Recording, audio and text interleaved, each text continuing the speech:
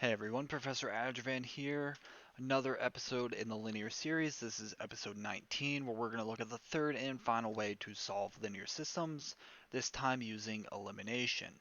As usual, we're looking at three examples in this video that are on your screen now, so if whatever you're working on currently look like these problems, then this is the correct video for you. Alright, let's go ahead and jump into it.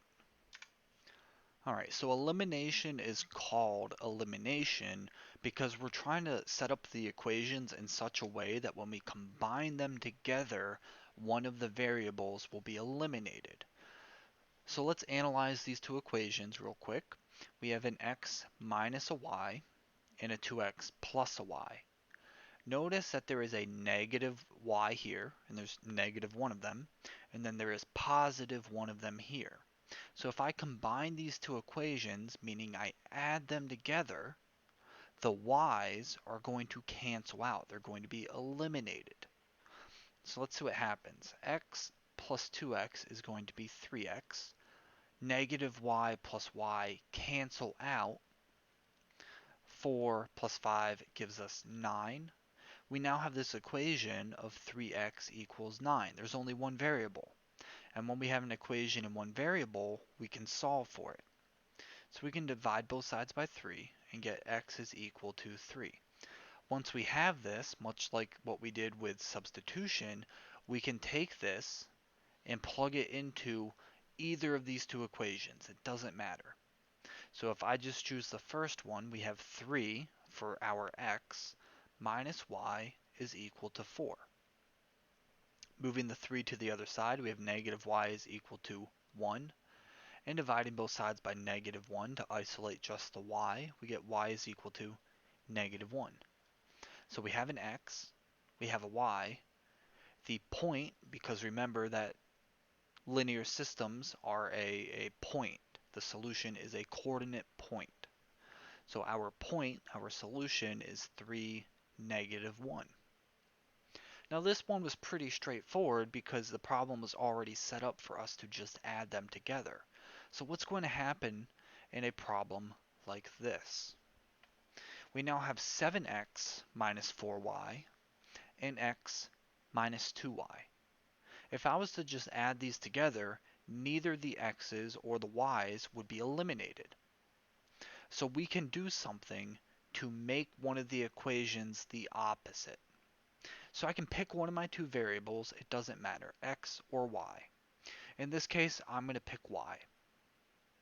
So I choose y, and I want to think, what do I need to multiply by negative 2 to make positive 4? I want positive 4 because that's the opposite of negative 4. That would make it so that when I add the two equations, the y's would cancel. So what do I multiply by negative 2 to get positive 4? Well, I multiply it by negative 2. So I want to take this entire second equation and multiply by negative 2. I'm going to multiply every term by negative 2.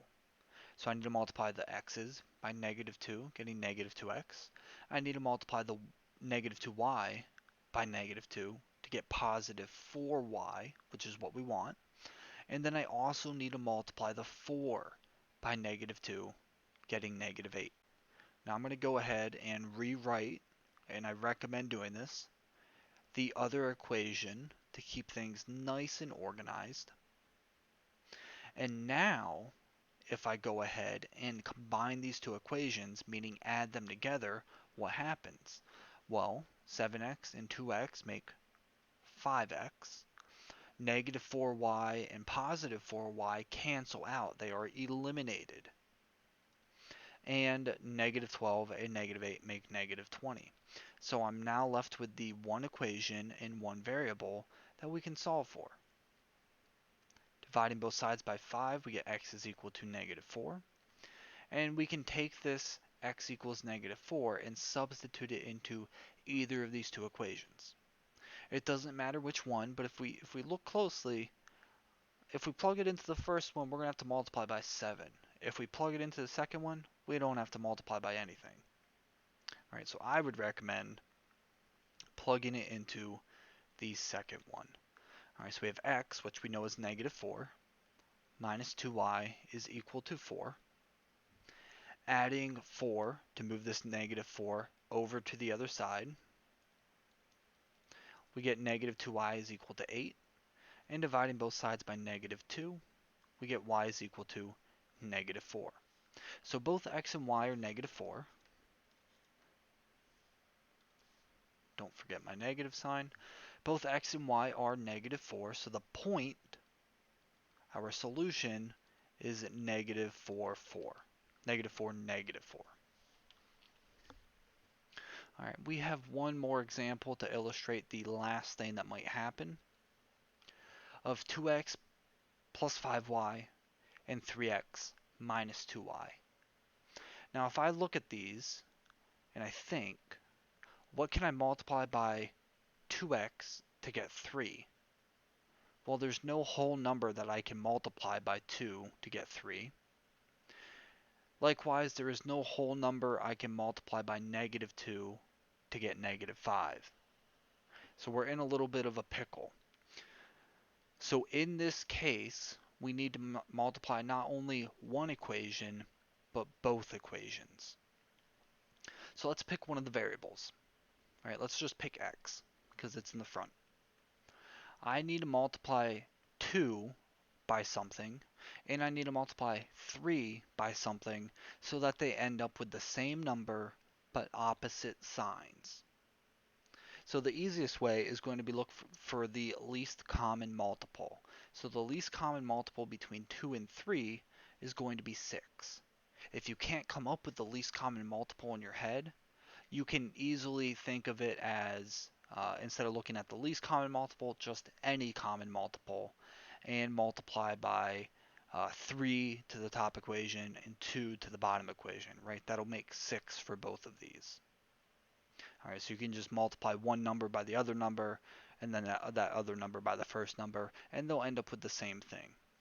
All right, so I need to multiply this top equation by 3 to get 6, 6x specifically, and I need to multiply the bottom equation by 2 to get 6, but remember, we want them to be opposite signs, so I'm not going to multiply just by 2, I'm going to multiply by negative 2. Alright, so we need to multiply everything in this first equation by 3.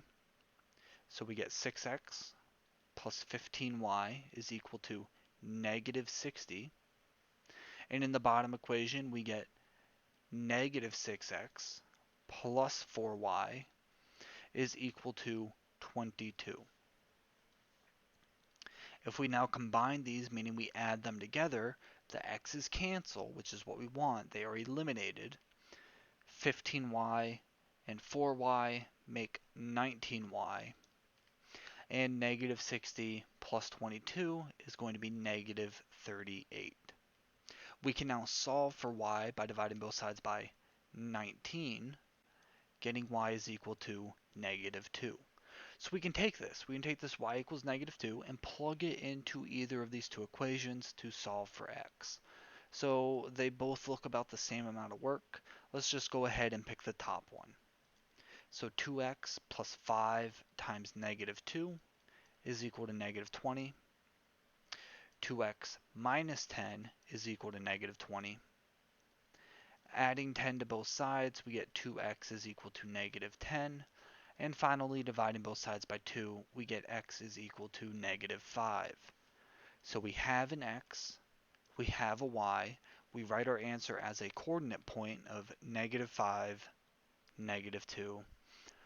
Just like that, we've looked at every different way, really, all three difficulty levels, to solving a system of linear equations using elimination. If you found this video helpful at all, consider giving it a like and consider subscribing to the channel. Thanks for watching, good luck, and we'll see you in the next one.